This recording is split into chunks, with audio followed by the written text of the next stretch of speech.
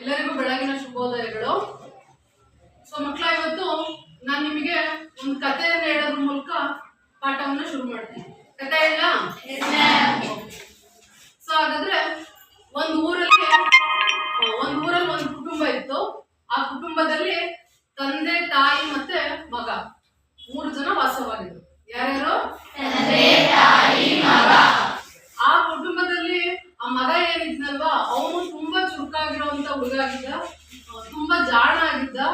ಜೊತೆಗೆ ತನ್ನ ಸುತ್ತಮುತ್ತ ಏನೇ ಘಟನೆಗಳು, ಏನೇ ಸನ್ನಿವೇಶಗಳು, ಏನೇ ಕಂಡ್ರು ಕೂಡ ಪ್ರಶ್ನೆ ಮಾಡುವಂತ ಮನೋಭಾವ ಹುಡುಗರಿಗೆ ಇತ್ತು. ಅಂದ್ರೆ ತುಂಬಾ ಕ್ರಿಯಾಶೀಲನಾಗಿರುವಂತ ಹುಡುಗ ಆಗಿದ್ದ.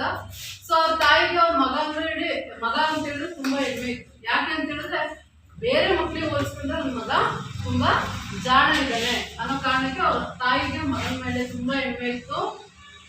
ಸೊ ಒಂದು ದಿನ ಏನಾಯ್ತಪ್ಪ ಅಂತ ಹೇಳಿದ್ರೆ, ಹೀಗೆ ಅವ್ರ ತಾಯಿ ಒಂದಿನ ಅವ್ರ ಮಗನಿಗೆ ಹೇಳ್ತಾರೆ, ಏನಂತ, ನೋಡು ಮಗನೇ, ಸೊ ನಾನು ಇವತ್ತು ಸ್ವಲ್ಪ ಪೇಟೆಗೆ ಹೋಗಿ ಬರ್ತೀನಿ ಅಂತ ಹೇಳ್ತಾರೆ. ಅವಾಗ ಮಗ ಪ್ರಶ್ನೆ ಮಾಡ್ತಾರೆ, ಯಾಕಮ್ಮ, ಯಾಕೆ ಪೇಟೆಗೆ ಹೋಗ್ತಿದ್ದೀರಿ ಅಂತೇಳಿ ಪ್ರಶ್ನೆ ಮಾಡಿದಾಗ ಅವ್ರ ತಾಯಿ ಹೇಳ್ತಾರೆ, ನೋಡು, ನಮ್ಮನೆ ಮುಂದೆ ಗೇಟ್ ಇದೆ ಅಲ್ವಾ, ಸೊ ಆ ಗೇಟು ನೀನ್ ಗಮನಿಸಿದ್ಯಾ? ಆ ಗೇಟ್ ಏನಾಗಿದೆ ಅಂತ ಹೇಳಿದ್ರೆ ಅಲ್ಲಲ್ಲೇ ತುಕ್ಕು ಹಿಡಿತಾ ಇದೆ. ಏನಾಗಿದೆ? ತುಕ್ಕು ಹಿಡಿತಾ ಇದೆ ಅಂತೇಳಿ ಅವ್ರ ಅಮ್ಮ ಹೇಳ್ತಾರೆ. ಸೊ ಅವಾಗ ಮಗ ಮತ್ತೆ ಪ್ರಶ್ನೆ ಮಾಡ್ತಾನೆ, ಹಾಗಾದ್ರೆ ಅಮ್ಮ ಯಾಕೆ ತುಕ್ಕು ಹಿಡಿದಿದ್ಯಮ್ಮ, ಸೊ ನೀವೇನ್ ಮಾಡ್ತೀರಾ ಅಂತೇಳಿ ಪ್ರಶ್ನೆ ಮಾಡ್ತಾನೆ ಮಗ. ಸೊ ಆಗ ತಾಯಿ ಹೇಳ್ತಾಳೆ, ನನಗೆ ತುಕ್ಕು ಹಿಡಿದಿರೋದು ಗೊತ್ತಿಲ್ಲ, ಯಾಕೆ ಅಂತ ಕಾರಣ ಗೊತ್ತಿಲ್ಲ, ಆದ್ರೆ ನನಗೆ ಗೊತ್ತಿರೋದೇನು, ಆ ತುಕ್ಕು ಹಿಡಿದಿರೋ ಕಬ್ಬಿಣಕ್ಕೆ ನಾನು ಬಣ್ಣವನ್ನ ಬಳಸಿದ್ರೆ ಅಥವಾ ಪೇಂಟಿಂಗ್ ಮಾಡಿಸಿದ್ರೆ ಮತ್ತೆ ಆ ಕಬ್ಬಿಣ ತುಕ್ಕು ಹಿಡಿಯಲ್ಲ ಸುಮಾರು ಕಾಲಗಳು ಅಂತೇಳಿ ಅವ್ರ ತಾಯಿ ಮಗನಿಗೆ ಹೇಳ್ತಾರೆ. ಆಗ ಅಷ್ಟು ಹೇಳಾದ್ಮೇಲೆ ಮತ್ತೆ ನೀನ್ ಹೇಳಿಲ್ಲಲ್ಲ ತುಕ್ಕು ಯಾಕೆ ಹಿಡಿತು ಅಂತೇಳಿ ಮತ್ತೆ ಪ್ರಶ್ನೆ ಮಾಡ್ತಾನೆ. ಅವಾಗ ತಾಯಿಗೆ ಸ್ವಲ್ಪ ಗೊಂದಲ ಆಗುತ್ತೆ. ಜೊತೆಗೆ ತಾಯಿ ಒಂದು ಸಲಹೆನೂ ಕೊಡ್ತಾರೆ, ಏನಂತ, ಇದನ್ನ ನೀನು ನಿಮ್ಮ ತರಗತಿಯಲ್ಲಿ ನಿಮ್ಮ ಶಿಕ್ಷಕರ ಹತ್ರ ಕೇಳು, ಅವರಿಂದ ನಿನಗೆ ಸಮಂಜಸವಾದಂತ ಉತ್ತರ ಸಿಗುತ್ತೆ ಅಂತೇಳಿ ತಾಯಿ ಮಗನಿಗೆ ಸಲಹೆ ಕೊಡ್ತಾರೆ. ಸೊ ಆಗ ಆ ಮಗು ಶಾಲೆಗೆ ಬರುತ್ತೆ.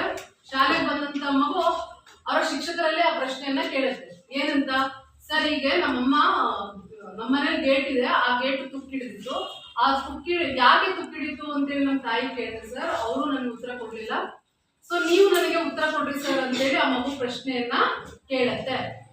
ಅರ್ಥ ಆಗ್ತಿದ್ಯಾ? ಸೊ ಆ ಶಿಕ್ಷಕರು ಏನ್ ಹೇಳಿರ್ಬೋದು, ಕೇಳುತ್ತಲ್ವ ಪ್ರಶ್ನೆಗೆ? ನಿಮಗೆ ಯಾರಿಗಾದ್ರೂ ಗೊತ್ತಾ ಶಿಕ್ಷಕರು ಏನ್ ಉತ್ತರ ಕೊಟ್ಟಿರ್ಬೋದು ಆ ಮಗುವಿನ ಪ್ರಶ್ನೆಗೆ ಅಂತೇಳಿ? ಯಾಕೆ ತುಕ್ಕಿಡಿತು, ಯಾವ ಕಾರಣಕ್ಕೆ ಕಬ್ಬಿಣ ತುಕ್ಕಿಡಿತು ಅಂತೇಳಿ ಏನಾದ್ರು ಪ್ರಶ್ನೆ, ಏನಾದ್ರು ಉತ್ತರ ನಿಮಗೆ ಗೊತ್ತಿದ್ಯಾ? ಜೋರ ಹೇಳ್ಬೇಕು, ಎದ್ದು ನಿಂತ್ಕೊಂಡು ಜೋರ ಹೇಳ್ಬೇಕು. ಮಳೆ ನೀರು ಬೀಳೋದ್ರಿಂದ.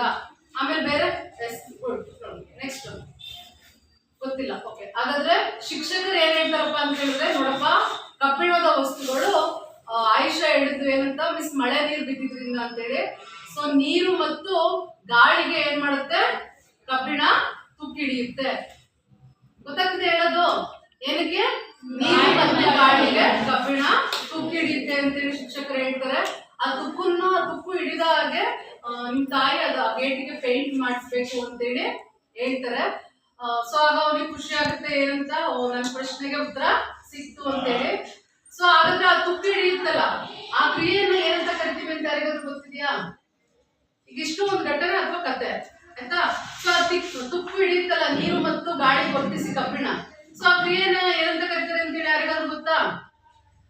ಎಸ್, ಗೊತ್ತಿದ್ದ ಜೋರಾಗಿ ಹೇಳ್ಬೇಕು, ಜೋರಾಗಿ ಎದ್ದು ನಿಂತ್ಕೊಂಡು ಹೇಳ್ಬೇಕು. ಆಲಿಯಾ, ವೆರಿ ಗುಡ್, ಕ್ಲಾಪ್ಸ್ ಹಾಕಿ ಒಂದು. ರಾಸಾಯನಿಕ ಕ್ರಿಯೆ. ಯಾಕಪ್ಪ ನಾನು ಈ ಕಥೆ ಹೇಳಿದೆ ಅಂತ ಹೇಳಿದ್ರೆ, ಸೊ ನಮ್ಮ ಇವತ್ತಿನ ಪಾಠ ಏನಪ್ಪಾ ಅಂತ ಹೇಳಿದ್ರೆ ಮಕ್ಕಳ, ಸೊ ಇವತ್ತು ನಿಮ್ಮ ರಾಸಾಯನಿಕ ಕ್ರಿಯೆಗಳು ಮತ್ತು ಸಮೀಕರಣಗಳು ಅನ್ನೋ ಪಾಠವನ್ನ ನಾನು ಇವತ್ತು ನಿಮಗೆ ಮಾಡ್ತಾ ಇದ್ದೀನಿ. ಸೊ ಯಾವ ಪಾಠ?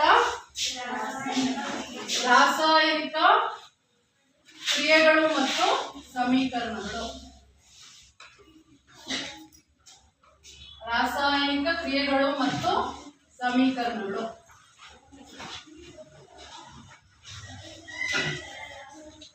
ಸೊ ಇದು ಇವತ್ತಿನ ಪಾಠ. ಸೊ ಈ ರಾಸಾಯನಿಕ ಕ್ರಿಯೆಗಳು ಮತ್ತು ಸಮೀಕರಣಗಳು ಅನ್ನೋ ಪಾಠದಲ್ಲಿ ಸೊ ನಾವು ಈ ಪಾಠದಲ್ಲಿ ಯಾವ ಯಾವ ಕಲಿಕಾಂಶವನ್ನ ಕಲಿತೀವಿ ಅಂತ ಹೇಳಿದ್ರೆ ಇವತ್ತಿನ ತರಗತಿಯಲ್ಲಿ ಸೊ ಮೊದಲನೇ ಕಲಿಕಾಂಶ ಭೌತ ಬದಲಾವಣೆ. ಏನು? ಭೌತ ಬದಲಾವಣೆ. ಸೊ ಎರಡನೇದು ರಾಸಾಯನಿಕ ಬದಲಾವಣೆ. ಎರಡನೇದಪ್ಪ ರಾಸಾಯನಿಕ ಬದಲಾವಣೆ. ಸೊ ನೆಕ್ಸ್ಟ್ ರಾಸಾಯನಿಕ ಕ್ರಿಯೆಯ ಅರ್ಥ. ರಾಸಾಯನಿಕ ಕ್ರಿಯೆಯ ಅರ್ಥ. ಸೊ ಈ ಮೂರು ಕಲಿಕಾಂಶದ ಬಗ್ಗೆ ನಾವು ಇವತ್ತಿನ ತರಗತಿಯಲ್ಲಿ ತಿಳ್ಕೊಳ್ಳೋಣ. ಯಾವ್ಯಾವುದು? ಭೌತ ಬದಲಾವಣೆ, ಎರಡನೇದು ರಾಸಾಯನಿಕ ಬದಲಾವಣೆ, ಮೂರನೇದು ರಾಸಾಯನಿಕ ಕ್ರಿಯೆಯ ಅರ್ಥ. ಈ ಮೂರು ಕಲಿಕಾಂಶಗಳ ಬಗ್ಗೆ ನಾವು ಇವತ್ತಿನ ತರಗತಿಯಲ್ಲಿ ಅಧ್ಯಯನ ಮಾಡೋಣಂತೆ. ಸೊ ಅದರಲ್ಲಿ ಮೊದಲನೇ ಕಲಿಕಾಂಶ ಯಾವ್ದಿದೆಯಪ್ಪ ಅಂತಂದ್ರೆ ಭೌತ ಬದಲಾವಣೆ. ಏನಿದೆ? ಭೌತ ಬದಲಾವಣೆ. ಸೊ ಭೌತ ಬದಲಾವಣೆಯನ್ನ ಇಂಗ್ಲಿಷ್ ಅಲ್ಲಿ ಫಿಸಿಕಲ್ ಚೇಂಜ್ ಅಂತ ಕರಿತೀವಿ. ಏನಂತ ಕರಿತೀವಿ? Physical change. ಅದೇ ರೀತಿ ರಾಸಾಯನಿಕ ಬದಲಾವಣೆಯನ್ನ ಕೆಮಿಕಲ್ ಚೇಂಜ್ ಅಂತ ಕರಿತೀವಿ. ಎಂತ ಕರಿತೀವಿ? Chemical change. ಭೌತ ಬದಲಾವಣೆ, ರಾಸಾಯನಿಕ ಬದಲಾವಣೆ. ಸೊ ಮಕ್ಕಳ, ನೀವು ಇದ್ರ ಬಗ್ಗೆ ಆಗ್ಲೇ 9ನೇ ತರಗತಿಯಲ್ಲಿ ಇದು ಸಂಬಂಧಪಟ್ಟ ಹಾಗೆ ಕೆಲವೊಂದು ಅಂಶಗಳನ್ನ ಕಲ್ತಿದ್ದೀರಿ. ಸೊ ಆದ್ರೂ ಕೂಡ ಈಗ 10ನೇ ತರಗತಿಯಲ್ಲಿ ಈ ಭೌತ ಬದಲಾವಣೆ, ರಾಸಾಯನಿಕ ಬದಲಾವಣೆ ತಿಳಿದ ನಂತರ ರಾಸಾಯನಿಕ ಕ್ರಿಯೆ ಅನ್ನೋ ಕಲಿಕಾಂಶಕ್ಕೆ ನಾವು ಹೋಗೋಣಂತೆ. ಸೊ ಮೊದಲನೇದು ಭೌತ ಬದಲಾವಣೆ. ಭೌತ ಬದಲಾವಣೆಯನ್ನ ಏನಂತ ಕರಿತೀವಿ ಅಂತ ಹೇಳಿದ್ರೆ ಫಿಸಿಕಲ್ ಚೇಂಜ್. ಓಕೆ. ಸೊ ಈ ಭೌತ ಬದಲಾವಣೆ ಡೆಫಿನೇಷನ್ ಹೇಳೋಕೆ ಮುಂಚೆ ನಾನು ನಿಮಗೆ ಸೊ ಏನ್ ಮಾಡ್ತೀನಪ್ಪ ಅಂತ ಹೇಳಿದ್ರೆ ಒಂದೆರಡು ಚಟುವಟಿಕೆಗಳನ್ನ ನಾನು ಮೊದಲು ಮಾಡಿ ತೋರಿಸ್ತೀನಿ, ಅಥವಾ ನಿಮ್ಮನ್ನೇ ಕರಿತೀನಿ, ಯಾರಾದ್ರೂ ಒಬ್ರು ಬಂದು ಮಾಡ್ರಿ. ಸೊ ಅದಾದ್ಮೇಲೆ ನಾನು ಇದ್ರ ವ್ಯಾಖ್ಯೆಯನ್ನ ನಿಮಗೆ ಹೇಳ್ತೀನಿ, ಆಯ್ತಾ? ಓಕೆ. ಹಾಗಾದ್ರೆ ಯಾರು ಬರ್ತೀರಿ ಮೊದಲನೇದಾಗಿ ಚಟುವಟಿಕೆಯನ್ನು ಮಾಡೋದಕ್ಕೆ? ಯಾರಾದ್ರೂ ಒಬ್ರು ಬರ್ರಿ. ಫಸ್ಟ್ ಹುಡುಗಿರು ಯಾರಾದ್ರೂ ಬರ್ಬೇಕು ಬೇಗ. ಅನುಷಾ. ಸೊ ಈಗ ಅನುಷಾ ಒಂದು ಚಟುವಟಿಕೆ ಮಾಡ್ತಾಳೆ, ಗಮನಿಸ್ರಿ. ಸೊ ಅನುಷನ್ ಕೈಯಲ್ಲಿ ಒಂದು ಪೇಪರ್ ಇದೆ. ಪೇಪರ್ ಕೊಡ್ತಾ ಇದ್ದೀನಿ. ಈ ಪೇಪರ್ ಅನ್ನ ಈಗ ಅನುಷಾ ಏನ್ ಮಾಡ್ತಾಳೆ ನೋಡ್ರಿ, ಅದನ್ನ ಅರಿ ನೋಡ್ರಿ, ಗಮನಿಸ್ರಿ. ಏನ್ ಮಾಡೋದು ಅನುಷಾ?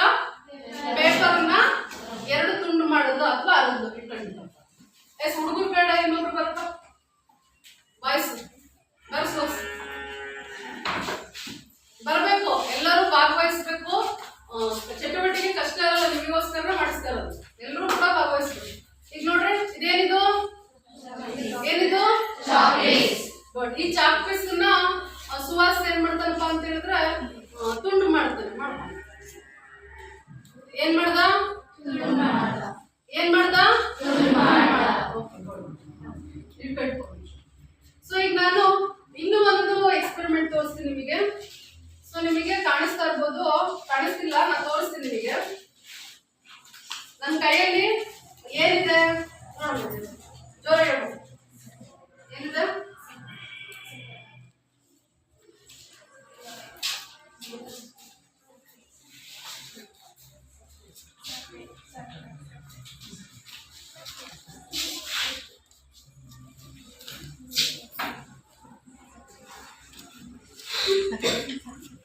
ಕಾಣಿಸ್ತಮ್ಮ?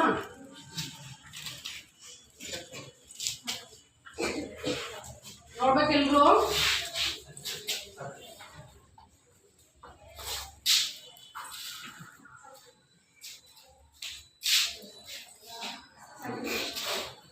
ನೋಡ್ಬೇಕಪ್ಪ.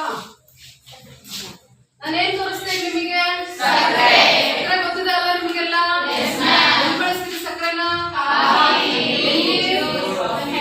ಮನೆಗಳಲ್ಲಿ ಅಥವಾ ಹೋಟೆಲ್ಗಳಲ್ಲಿ ಎಲ್ಲಾದ್ರೂ ಕೂಡ ಕಾಫಿ, ಟೀ, ಜ್ಯೂಸ್ ಇನ್ನಿತರ ಸಿಹಿ ತಿಂಡಿಗಳನ್ನ ಮಾಡೋದಕ್ಕೆ ಸಕ್ಕರೆಯನ್ನು ಬಳಸ್ತೀವಲ್ವಾ? ನಿಮಗೆಲ್ಲರಿಗೂ ಈಗ ಅನಿಸ್ತಿರ್ಬೋದು, ಮಿಸ್ ಸಕ್ಕರೆ ನೋಡಿದೀವಿ ನಾವು, ಮತ್ತೆ ಆಗ್ತದೆ ಮಿಸ್ ಅಂತೇಳಿ ಅನಿಸ್ತಿದ್ಯಾ? ಬರ್ಬೇಕು. ಆ ಕ್ಯೂರಿಯಾಸಿಟಿ ನಿಮ್ಮಲ್ಲಿ ಬರ್ಬೇಕು ಅಲ್ವಾ? ಏನಾದ್ರು ತೋರಿಸಿದ್ರೆ ಯಾಕೆ ತೋರಿಸಿದಾರೆ ಅನ್ನೋ ಪ್ರಶ್ನೆ ನೀವು ಮಾಡ್ಬೇಕು ಅಲ್ವಾ? ಓಕೆ. ಸೊ ಈ ಸಕ್ಕರೆನ ನೋಡ್ರಿ, ನಿಮಗೆಲ್ರಿಗೂ ಅನುಭವ ಬಂದಿದೆ. ಸಕ್ಕರೆನ ನಾವು ತಿಂದಾಗ ನಮಗೆ ಯಾವ ಅನುಭವ ಆಗುತ್ತೆ? ಸಿಹಿ ಅನುಭವ ಆಗುತ್ತಲ್ವಾ? ಆಗುತ್ತೆ ಅಲ್ವಾ? ಓಕೆ.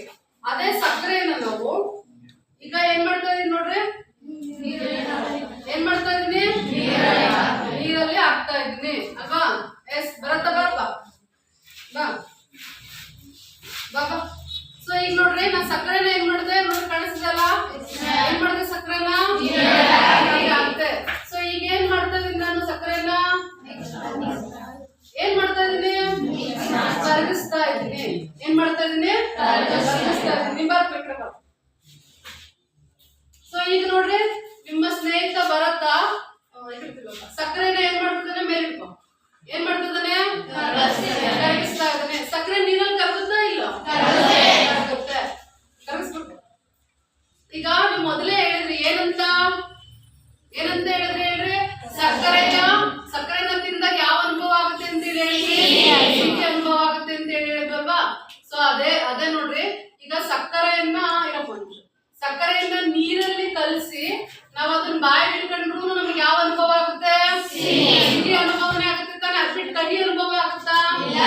ಸೊ ಇದು ಒಂದು ಪ್ರಯೋಗ. ನೆಕ್ಸ್ಟ್ ಇನ್ನೊಬ್ರು ಬರ್ರಿ. ಇನ್ನೊಬ್ರು ಹುಡುಗಿರು ಮಹಾಲಕ್ಷ್ಮಿ ಬರ. ಈಗ ನನ್ನ ಕೈಯಲ್ಲಿ ಇನ್ನೊಂದು ವಸ್ತು ಇದೆ, ನಿಮಗೆಲ್ಲರಿಗೂ ಮಹಾಲಕ್ಷ್ಮಿ ತೋರಿಸ್ತಾಳೆ. ನೀವು ಐಡೆಂಟಿಫೈ ಮಾಡಿ ಹೇಳ್ಬೇಕು ಅದೇನದು. ಏನದು ಜ್ವರ ಹೇಳ್ಬೇಕು. ಏನದು ಉಪ್ಪು. ಎಲ್ಲ ಮಕ್ಕಳು ನೋಡ್ಬೇಕು ಅದನ್ನ.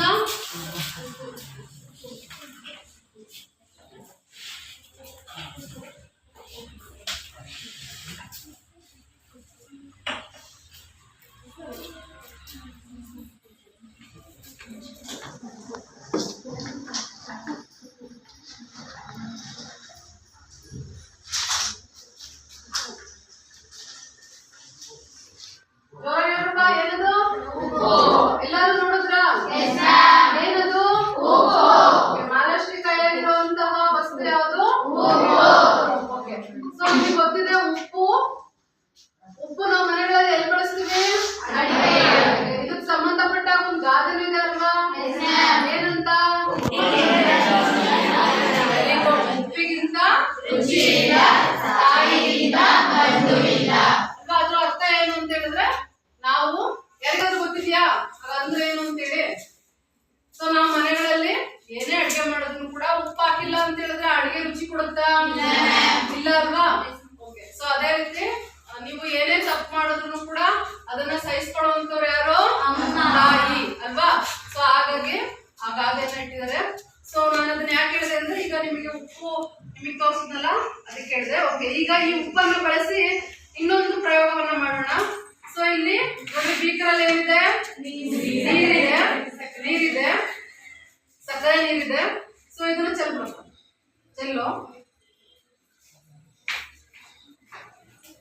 ಸೊ ಈಗ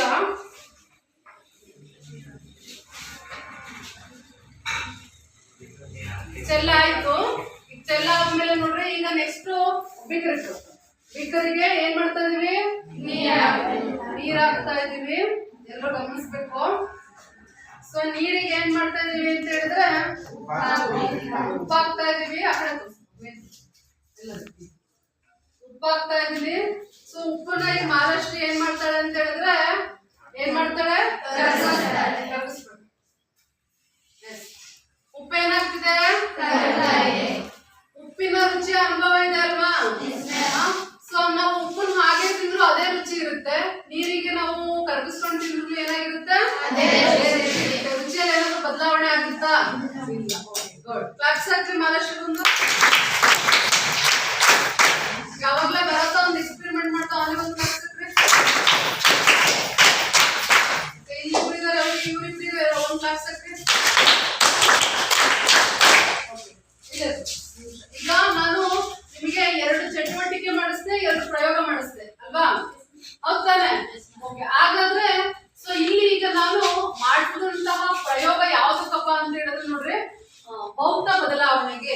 ಏನಪ್ಪ ಭೌತ ಬದಲಾವಣೆ? ಹಾಗಾದ್ರೆ ವ್ಯಾಖ್ಯೆ ಏನ್ ಹೇಳ್ಬೋದು, ಡೆಫಿನೇಷನ್ ಏನ್ ಹೇಳ್ಬೋದು ಅಂತ ಹೇಳಿದ್ರೆ ನೋಡ್ರಿ ಇದು ಗೊತ್ತಪ್ಪ.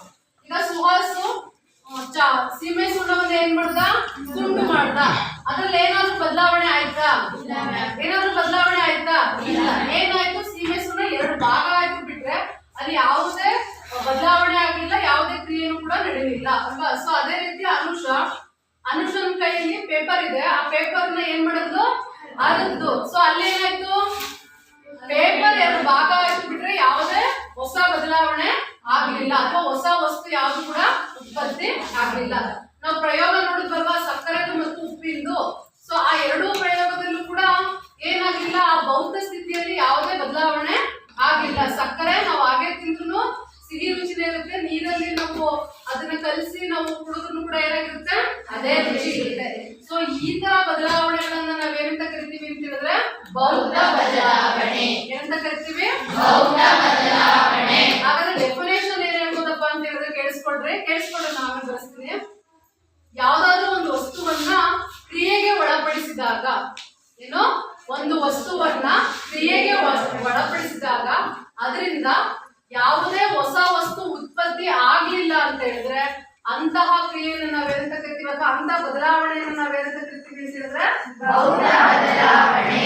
ಯಾವುದಾದರೂ ಒಂದು ವಸ್ತುವನ್ನು ಕ್ರಿಯೆಗೆ ಒಳಪಡಿಸಿದಾಗ ಅಲ್ಲಿ ಯಾವುದೇ ಹೊಸ ವಸ್ತು ಉತ್ಪತ್ತಿ ಆಗ್ಲಿಲ್ಲ ಅಂತ ಹೇಳಿದ್ರೆ ಅಂತಹ ಬದಲಾವಣೆಯನ್ನು ನಾವೇನಂತ ಕರಿತೀವಿ, ಭೌತ ಬದಲಾವಣೆ ಅಂತೇಳಿ ಕರಿತೀವಿ. ಗೊತ್ತಾಯ್ತಾ ಡೆಫಿನೇಷನ್? ಗೊತ್ತಾಯ್ತಾ? ಸೊ ಈ ಎರಡು ಚಟುವಟಿಕೆ ಪ್ರಯೋಗದಲ್ಲೂ ಕೂಡ ನಾವು ಅದನ್ನೇ ಗಮನಿಸಿದ್ವಿ ಅಲ್ವಾ, ಯಾವುದೇ ಹೊಸ ವಸ್ತು ಉತ್ಪತ್ತಿ ಆಗ್ಲಿಲ್ಲ. ಸೊ ಈಗ ನೆಕ್ಸ್ಟ್, ಈಗ ಡೆಫಿನೇಷನ್ ಗೊತ್ತಾಯ್ತು, ಅದನ್ನ ನೆಕ್ಸ್ಟ್ ನಾವು ಬಳಸ್ತೀನಿ. ಈಗ ಎರಡನೇ ಬದಲಾವಣೆ ಯಾವುದಿದೆ? ರಾಸಾಯನಿಕ ಬದಲಾವಣೆ. ಈಗ ರಾಸಾಯನಿಕ ಬದಲಾವಣೆ ಒಂದು ಚಟುವಟಿಕೆ ಮಾಡ್ಸೋಣ. ನಾನು ಹೇಳಿದ್ದೆ ನಿಮಗೆ ಏನಂತ, ಎಲ್ಲ ಉದಿನ ಕಡ್ಡಿ ತರಲಿ ಅಂತ. ಅಪ್ಪ ಯಾರು ತಂದಿಲ್ಲ ಅವ್ರೊಬ್ರು ಬರ್ರಿ, ನಿಮ್ಮ ಹತ್ರ ಇರೋರು ತಗೊಳ್ರಿ. ಉದಿನ ಕಡ್ಡಿ ತಗೊಳ್ರಿ. ತೆಗೆದ್ರ ಉದಿನ ಕಡ್ಡಿ? ಮ್ಯಾಚ್ ಬಾಕ್ಸ್ ತಂದಿದ್ದೀರಾ? ತೆಗೆದ್ರೆ ಎಲ್ಲ ಯಾರು ತಂದಿಲ್ಲ ಅವ್ರೊಬ್ರು ಬರ್ರಿ. ಉದಿನ ಕಡ್ಡಿ ಯಾರು ತಂದಿಲ್ಲ ಬರ್ಬೇಕು. ಉದಿನ ಕಡ್ಡಿ ತಂದಿರೋಲ್ಲ ತೆಗೆಯಪ್ಪ. ತೆಗೆದ್ರ ಮ್ಯಾಚ್ ಬಾಕ್ಸ್ ತೆಗೀರಿ. ಈಗ ನೋಡ್ರಿ, ಚಂದನ ಗಮನಿಸಿ, ತಂದಿರೋರು ಮಾಡ್ರಿ. ಇಲ್ಲ ನೋಡ್ರಿ, ಊದಿನ ಕಡ್ಡಿನ ಹಚ್ತಾ ಇದೀವಿ, ಗಮನಿಸ್ಬೇಕು. ಊದಿನ ಕಡ್ಡಿಲಿ ಏನಾಗ್ತದೆ? ಊದಿನ ಕಡ್ಡಿ ಏನಾಗ್ತದೆ ನೋಡ್ರಿ, ಕಟ್ಟು ಮುಂದೆ ನೋಡ್ರಿ. ನೋಡ್ರಿ, ಊದಿನ ಕಡ್ಡಿ ಏನಾಗ್ತಾ ಇದೆ? ಉರಿತಾ ಇದೆ ಅಲ್ವಾ? ಈ ಊದಿನ ಕಡ್ಡಿ ಏನ್ ಮಾಡಿ ಎಲ್ಲ ಆನ್ ಮಾಡ್ಕೊಂಡ್ರೆ ಊದಿನ ಕಡ್ಡಿ ಎಲ್ಲ ಮೇಲಿದೆ. ಹಚ್ಚಿರೋರೆಲ್ಲ ಮೇಲಿದೆ. ನಿಮ್ಗೆ ಮೇಲಿಡ್ರಿ. ಈ ಕಡೆ ವಾಯ್ಸ್ ತಂದಿರೋರು ಕಟ್ಟಾಕ್ತಾರೆ. ಇಲ್ಲ ನೋಡ್ರಿ, ಇಲ್ಲಿ ಹಚ್ಚಿರೋರೆಲ್ಲ ಮೇಲೆ ತೋರಿಸ್ರಿ. ತೋರಿಸ್ರಿ. ಯಾಕೆ ಗಲಾಟೆ ಮಾಡ್ಬಾರ್ದು? ಊದಿನ ಕಡ್ಡಿ ಹಚ್ಚಾಕಿರೋರು ಇನ್ನೊಂದು ಸುಮ್ಮನೆ ನೋಡ್ರಿ, ನಾ ಹೇಳ್ತೀನಿ.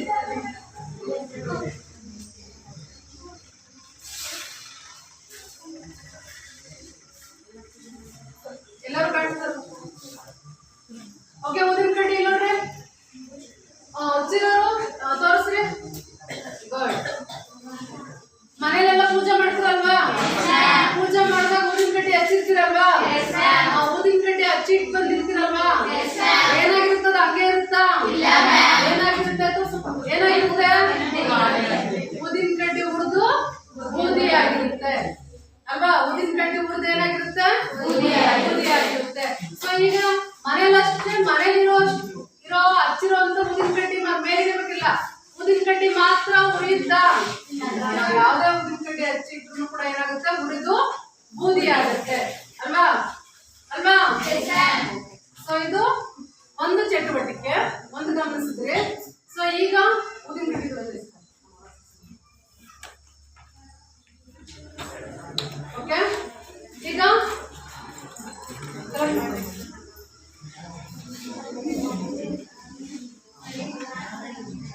ಊದಿನ ಕಡ್ಡಿ ಕೊಡ್ಬೇಕಲ್ರು ಈ ಕಡೆ.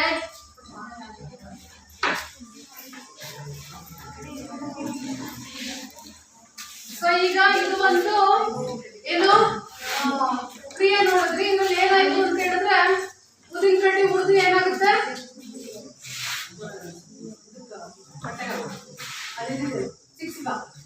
ಓಕೆ, ನೋಡ್ರಿ, ಊದಿನ ಕಡ್ಡಿ ಉರಿದು ಏನಾಯ್ತು?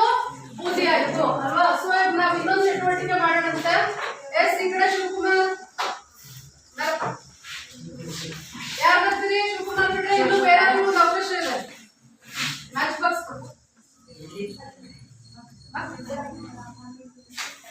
ಈಗ ನೋಡಿ, ಶಿವಕುಮಾರ್ ಇನ್ನೊಂದು ಮಾಡ್ತಾರೆ ಇಲ್ಲಿ ಚಟುವಟಿಕೆ, ಗಮನಿಸ್ರಿ.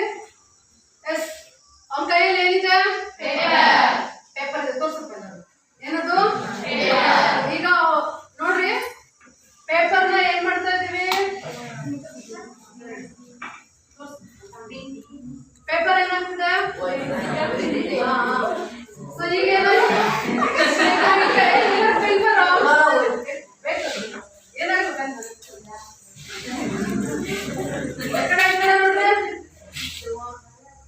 ಈ ಕಡೆ ನೋಡ್ರಪ್ಪ, ಮಾತಾಡ್ಬಾರ್ದು. ಈ ಕಡೆ ನೋಡ್ರಿ.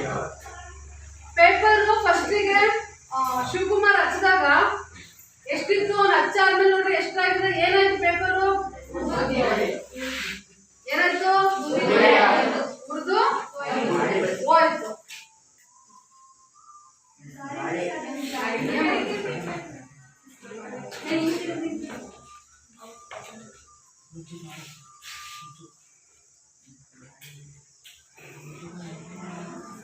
ಅಲ್ಲಿ ನೋಡ್ರಿ ಪೇಪರ್ ಹುರಿದು ಏನಾಯ್ತು, ಗಮನಿಸ್ರಿ, ಏನಾಯ್ತು, ಬೂದಿ ಆಯ್ತು.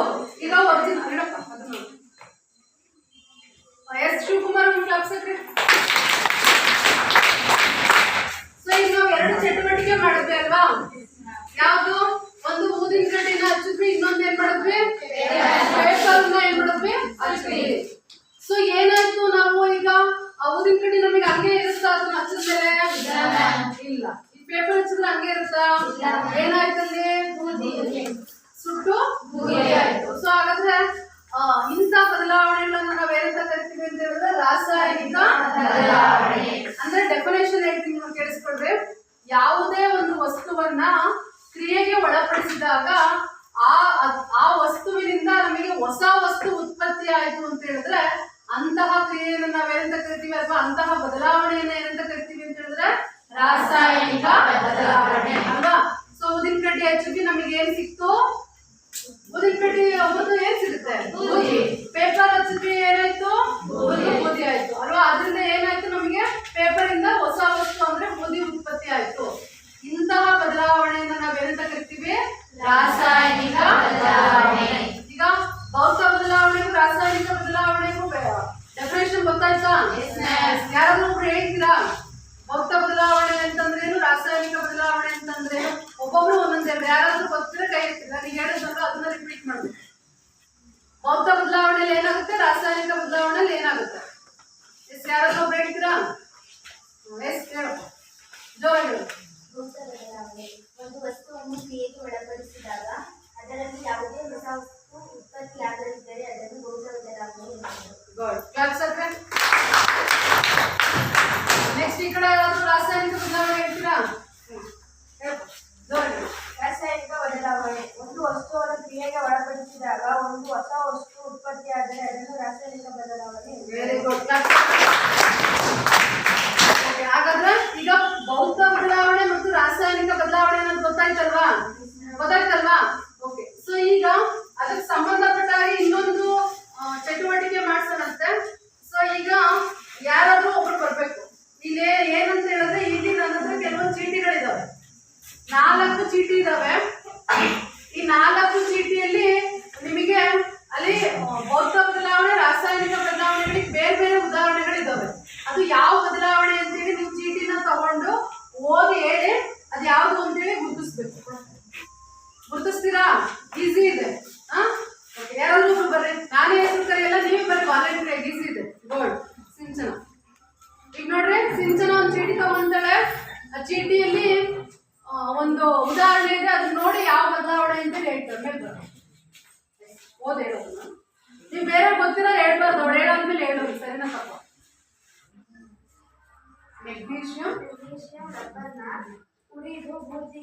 ಮೆಗ್ನೀಷಿಯಂ ರಿಬ್ಬನ್ ಉರಿದು ಬೂದಿ ಆಗುವುದು.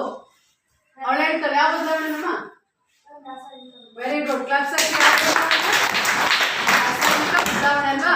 ಮೆಗ್ನೀಷಿಯಂ ರಿಬ್ಬನ್ ಉರಿದು ಬೂದಿ ಆಗುವಂಥದ್ದು ಯಾವ ಬದಲಾವಣೆ? ನೆಕ್ಸ್ಟ್ ಒಬ್ರು ಬರ್ರಿ.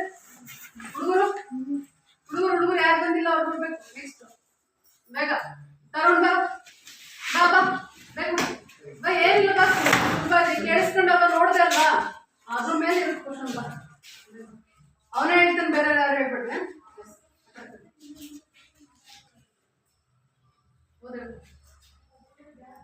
ಮಾವಿನಕಾಯಿ ಹಣ್ಣಾಗುವುದು. ಮಾವಿನಕಾಯಿ ಹಣ್ಣಾಗುವುದು ಯಾವ ಬದಲಾವಣೆ ನೋಡೋದು? Very good. ಕಾಯಿ ಹಣ್ಣಾಗುವುದು.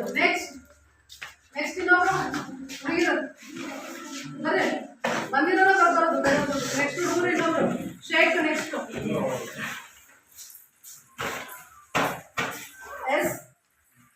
ಸರಿನಾ? ಒಂದು ಚೀಟಿ ತೆಗಿತಾರೆ ನೋಡ್ರಿ ಈಗ.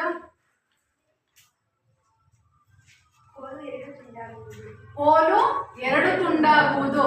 ಒಳ್ಳೆ ಹೇಳ್ತದೆ ಯಾವ ಬದಲಾವಣೆಪ್ಪ? ಕೋಲು ಎರಡು ತುಂಡಾಗುವುದು. ನೋಡಿ ವೆರಿ ಗುಡ್.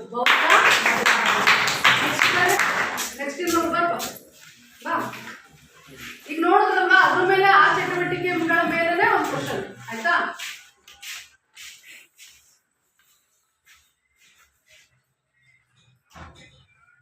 ಬಳಪ ಎರಡು ತುಂಡಾಗುವುದು. ಬಳಪ ಎರಡು ತುಂಡಾಗುವುದು. ಭೌತ ಬದಲಾವಣೆಗಳು. ಓಕೆ, ಯಾರಾದ್ರೂ ಈ ಚಟುವಟಿಕೆ ಮಾಡಿದ್ಮೇಲೆ ನಿಮಗೆ ಗೊತ್ತಾಗಿದೆ ಅಲ್ವಾ? ಈಗೆಲ್ಲರಿಗೂ ಗೊತ್ತಾಯ್ತಾ? ಭೌತ ಬದಲಾವಣೆ ಅಂದ್ರೇನು? ರಾಸಾಯನಿಕ ಬದಲಾವಣೆ. ಡೆಫಿನೇಷನ್, ಉದಾಹರಣೆ. ಆಯ್ತಾ? ಯಾರು ಕೂಡ ಅದನ್ನ ಏನ್ ಮಾಡ್ಬಾರ್ದು, ಮರಿಬಾರ್ದು. ಯಾಕಂದ್ರೆ ನೀವೇ ಚಟುವಟಿಕೆಗಳ ಮೂಲಕ ಮಾಡಿರೋದ್ರಿಂದ ಸೊ ಅದನ್ನ ನೀವ್ಯಾರು ಕೂಡ ಮರಿಬಾರ್ದು. ಸೊ ಹಾಗಾದ್ರೆ ಇದಕ್ಕೆ ಸಂಬಂಧಪಟ್ಟ ಹಾಗೆ ನಿಮಗೆ ಒಂದು ಇದ್ರ ಮುಂದುವರೆದ ಭಾಗವಾಗಿ ಒಂದು ಹೋಮ್ವರ್ಕ್ ಕೊಡೋಣ. ಎಲ್ಲರೂ ಬರ್ಕೊಳ್ರಿ. ನಿಮ್ಮ ದಿನನಿತ್ಯ ಜೀವನದಲ್ಲಿ ನಾಳೆ ಮಾಡ್ಕೊಂಡು ಬರ್ಬೇಕು ಇದನ್ನ. ನಿಮ್ಮ ದಿನನಿತ್ಯ ಜೀವನದಲ್ಲಿ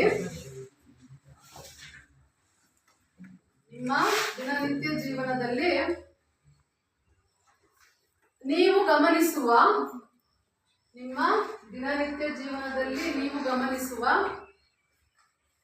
ಭೌತ ಬದಲಾವಣೆ ಮತ್ತು ರಾಸಾಯನಿಕ ಬದಲಾವಣೆಗಳಿಗೆ ನಿಮ್ಮ ದಿನನಿತ್ಯ ಜೀವನದಲ್ಲಿ ನೀವು ಗಮನಿಸುವ ಭೌತ ಮತ್ತು ರಾಸಾಯನಿಕ ಬದಲಾವಣೆಗಳಿಗೆ ಉದಾಹರಣೆಗಳನ್ನು ಪಟ್ಟಿ ಮಾಡಿ.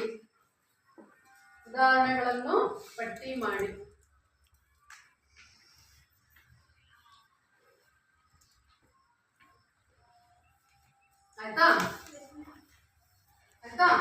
ಹಾಗಾದ್ರೆ ನೀವೀಗ ನಾನು ಚಟುವಟಿಕೆ ಮಾಡಿಸಿದ್ರಲ್ವಾ, ಅದ್ರ ಆಧಾರದ ಮೇಲೆ ನೀವು ಮನೆಯಲ್ಲಿ ದಿನನಿತ್ಯ ಜೀವನದಲ್ಲಿ ನಿಮ್ ಸುತ್ತಮುತ್ತ ಯಾವ್ದು ಭೌತ ಬದಲಾವಣೆ, ಯಾವ್ದು ರಾಸಾಯನಿಕ ಬದಲಾವಣೆ ಅನ್ನೋದನ್ನ ಪಟ್ಟಿ ಮಾಡ್ಕೊಂಡು ಬರ್ಬೇಕು. ಆಯ್ತಾ? ಓಕೆ, ಹಾಗಾದ್ರೆ ನೆಕ್ಸ್ಟ್ ಇಲ್ಲೊಂದು ನಾನು ಕಲಿಕಾಂಶ ಬರೆದಿದ್ದೀನಿ. ಏನು? ರಾಸಾಯನಿಕ ಕ್ರಿಯೆಯ ಅರ್ಥ. ಏನಂದ್ರೆ ರಾಸಾಯನಿಕ ಕ್ರಿಯೆ ಅಂದ್ರೆ ಏನು? ರಾಸಾಯನಿಕ ಕ್ರಿಯೆ ಹೇಗೆ ನಡೆಯುತ್ತೆ, ರಾಸಾಯನಿಕ ಕ್ರಿಯೆ ನಡೆದಾದ್ಮೇಲೆ ಏನಾಗುತ್ತೆ ಅನ್ನೋದನ್ನ ಒಂದು ನಿಮಗೆ ಚಟುವಟಿಕೆ ಮೂಲಕ ನಾನು ನಿಮ್ಗೆ ತೋರಿಸ್ತೀನಿ. ಸೊ ಈಗ ಚಟುವಟಿಕೆ ಅಲ್ಲ, ಒಂದು ವಿಡಿಯೋ ಇದೆ, ಗಮನಿಸ್ರಿ. ವಿಡಿಯೋ ನೋಡಾದ್ಮೇಲೆ ನಾನು ನಿಮಗೆ ಎಕ್ಸ್ಪ್ಲೇನ್ ಮಾಡ್ತೀನಿ. ವಿಡಿಯೋವನ್ನ ಕರೆಕ್ಟಾಗಿ ನೋಡ್ಬೇಕು. ಸೊ ಆ ವಿಡಿಯೋದಲ್ಲಿ ಏನಿದೆ ಅಂತ ಹೇಳಿ ಹೇಳ್ಬಿಡ್ತೀನಿ. ಸೊ ಆ ವಿಡಿಯೋದಲ್ಲಿ ಒಂದು ರಾಸಾಯನಿಕ ಕ್ರಿಯೆ ನಡೆಯುತ್ತೆ.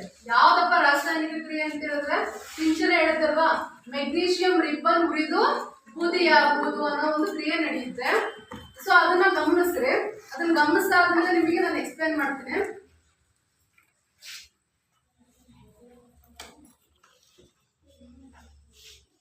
ಒಂದು ವಿಡಿಯೋ ಇದೆ, ನೋಡ್ರಿ. ಅದನ್ನ ನೋಡಾದ್ಮೇಲೆ ನಾನು ನಿಮಗೆ ಎಕ್ಸ್ಪ್ಲೇನ್ ಮಾಡ್ತೀನಿ. ಕರೆಕ್ಟಾಗಿ ಗಮನಿಸ್ಬೇಕು. ಈ ಪ್ರಯೋಗ ಯಾವುದು, ಚಟುವಟಿಕೆ ಯಾವುದು ಅಂತ ಹೇಳಿದ್ರೆ ನೆನಪಿರ್ಬೇಕು. ಮೆಗ್ನೀಷಿಯಂ ಉರಿದು ಬೂದಿಯಾಗುವುದು, ಮೆಗ್ನೀಷಿಯಂ ಗಾಳಿಯೊಂದಿಗೆ ವರ್ತಿಸಿ ಮೆಗ್ನೀಷಿಯಂ ಆಕ್ಸೈಡ್ ಆಗುವುದು ಅನ್ನೋದು ಪ್ರಯೋಗ ಅಥವಾ ಚಟುವಟಿಕೆ. ಸೊ ಇದನ್ನ ನೋಡ್ರಿ, ಕಾಣಿಸ್ತಾ ಇಲ್ಲ ಎಲ್ಲರಿಗೂ? Hello scientific people, how are you today? So today I'm going to show you the demonstration of a chemical reaction, that is burning of magnesium. So here I have a strip of magnesium which is cut from the magnesium ribbon. So this is the magnesium ribbon and this is Bunsen's burner and a watch glass in which I'm going to collect the magnesium oxide, which is white in color. These are the pair of tongs. So when magnesium reacts with oxygen, it requires heat energy, and after initiating this reaction, you will see that the magnesium burns in presence of oxygen to form magnesium oxide, and magnesium burns in oxygen with a brilliant white flame, that is called a dazzling white flame. Very difficult to see that. So let's try the experiment, and here I am going to hold this magnesium ribbon. Actually, we don't require a very big piece of magnesium. It's very handy. You can even break it with your own hands. So I choose to put all other things aside.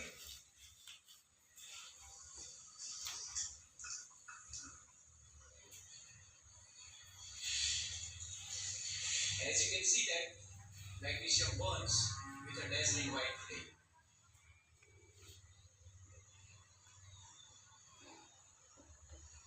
Now, as the reaction is completed, you can see that this white color is being produced. This white color is nothing but magnesium oxide.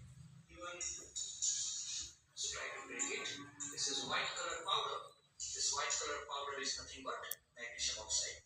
So as you saw, that magnesium burns with dazzling white flame. So hopefully guys, you have enjoyed the explanation.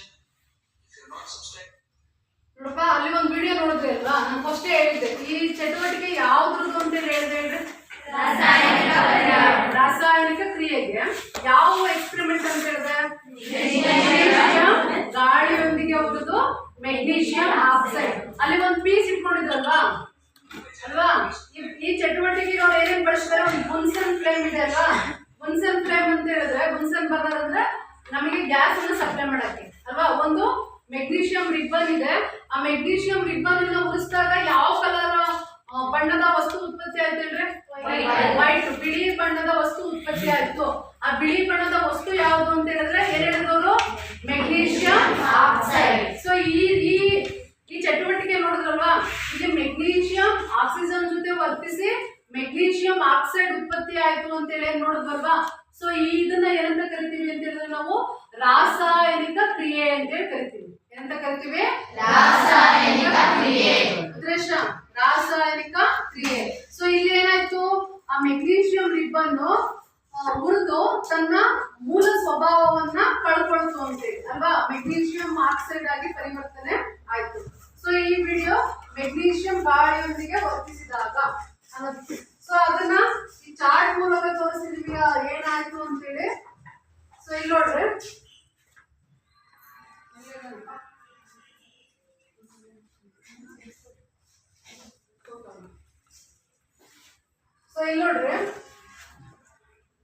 So ಇಲ್ಲಿ ನಾವು ಫಸ್ಟಿಗೆ magnesium plus oxygen, arrow mark magnesium oxide ಅಲ್ವಾ. So magnesium ribbon ತಗೊಂಡ್ವಿ, ಅದು ಯಾವ್ದ್ರ ಜೊತೆ ಉರಿತು ಅಂತ ಹೇಳಿದ್ರೆ ಆಕ್ಸಿಜನ್ ಜೊತೆ ಉರಿತು. ಏನ್ ಬಿಡುಗಡೆ ಆಯ್ತು, ಮೆಗ್ನೀಷಿಯಂ ಆಕ್ಸೈಡ್ ಬಿಡುಗಡೆ ಆಯ್ತು. ಸೊ ಅದನ್ನ ಈಕ್ವೇಶನ್ ಅಲ್ಲಿ ಬರೆದಿದ್ದಾರೆ ನೋಡ್ರಿ, ಇಲ್ಲಿ Mg plus O2 ಆರೋಮರ್ MgO ಅಲ್ವಾ. ಸೊ ಅದನ್ನ ಬೋರ್ಡ್ ಮೇಲೆ ಬರೀತೀನಿ ನೋಡ್ರಿ, ಇಲ್ಲಿ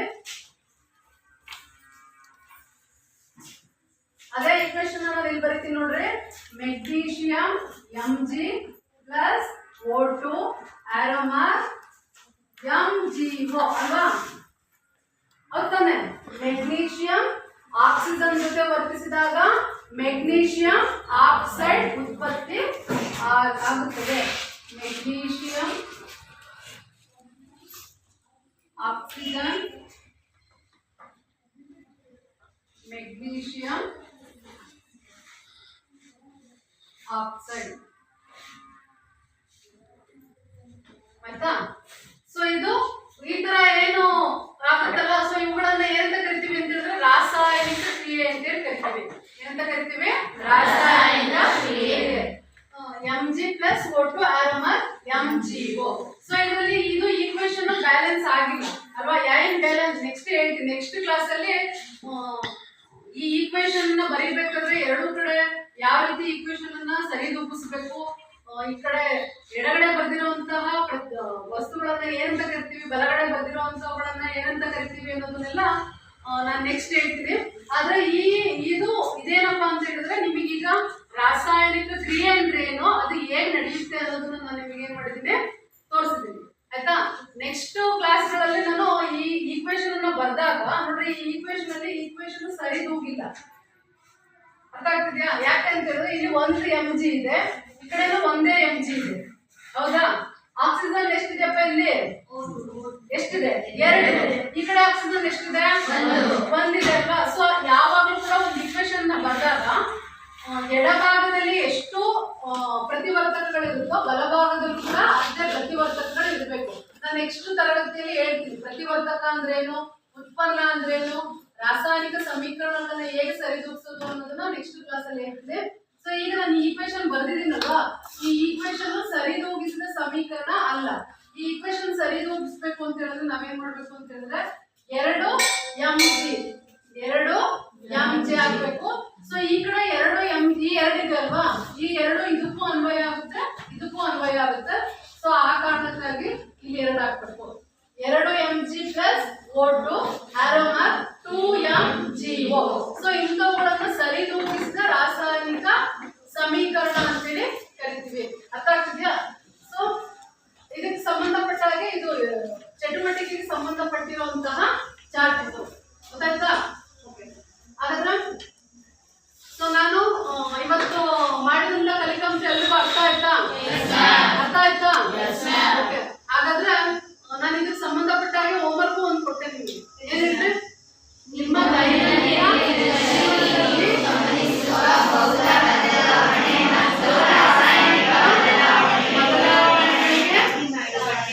ಪಟ್ಟಿ ಮಾಡಿ. ಸೊ ನೀವು ಅದಕ್ಕೆ ಏನ್ ಮಾಡ್ಬೇಕು ಅಂತ ಹೇಳಿದ್ರೆ ನಿಮ್ಮ ಮನೆಗಳಲ್ಲಿ ಸುತ್ತಮುತ್ತ ನಡೆಯುವಂತಹ ಘಟನೆಗಳನ್ನ ಗಮನಿಸಬೇಕು. ಸೊ ಅವರಲ್ಲಿ ಯಾವ ರಾಸಾಯನಿಕ ಬದಲಾವಣೆ, ಯಾವ್ದು ಭೌತ ಬದಲಾವಣೆ ಅನ್ನೋದನ್ನ ನೀವು ಪಟ್ಟಿ ಮಾಡ್ಕೊಂಡು ಬರಬೇಕು ನೆಕ್ಸ್ಟ್ ಕ್ಲಾಸ್. ಆಯ್ತಾ? ಅರ್ಥ ಆಯ್ತಾ?